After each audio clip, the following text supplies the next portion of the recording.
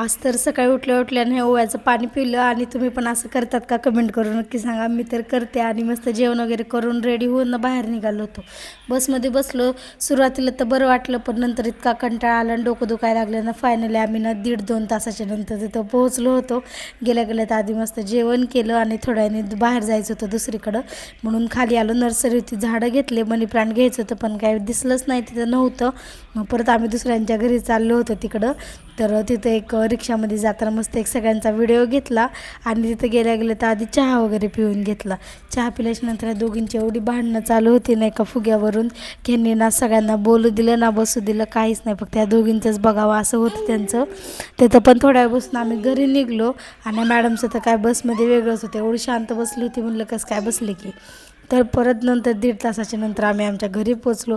माझा जीव तर इतका दमला होता ना की विचारायलाच नको. काय स्वयंपाक करू तर वाटलं नाही, म्हणून फक्त पोहे केले, नाश्त्याला नाही व जेवायला.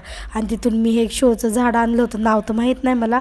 आणि हे जे मनी प्लांट मी ते चोरून आणले होते, नाही हो तिथून तोडून आणले, कुणीच नव्हतं, आम्ही घेऊन आलोत.